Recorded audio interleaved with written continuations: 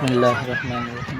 السلام علیکم۔ آج ہم آئے ہیں حفیظ جالندھری کے مزار پر، ان کے مزار کی زیارت کرنے۔ حفیظ جالندھری وہ شخصیت ہیں جس نے پاکستان کا قومی ترانہ لکھا ہے۔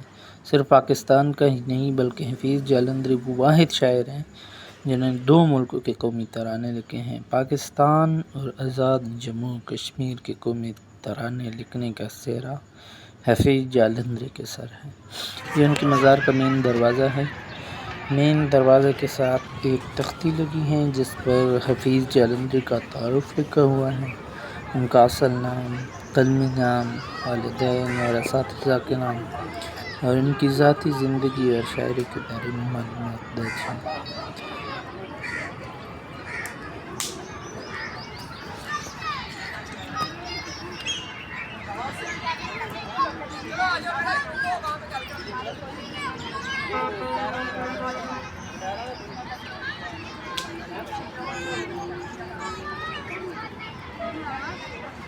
مزار کا ایک بڑا دروازہ جو کہ مین دروازہ ہے، لیکن مزار کے ارد گرد کوئی چار دیواری نہیں ہے۔ مین دروازے پر بڑے حروف میں ان کے مزار کی نسبت لکھی ہوئی ہے۔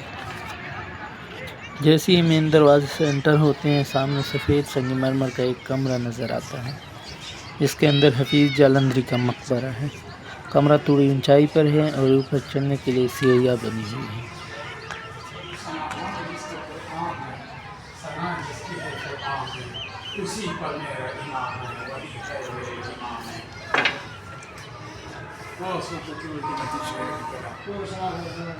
یا دربت علی سے خان تھا یا پتھروں کو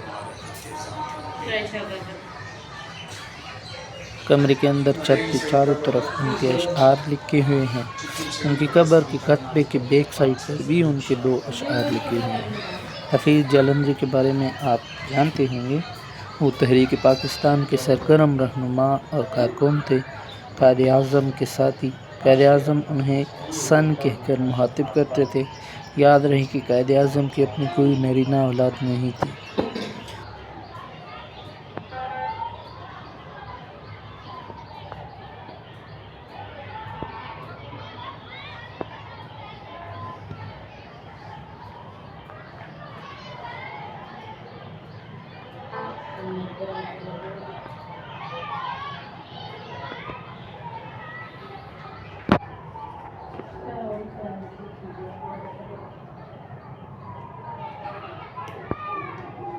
تو یہ ہیں حفیظ جالندھری کا مقبرہ۔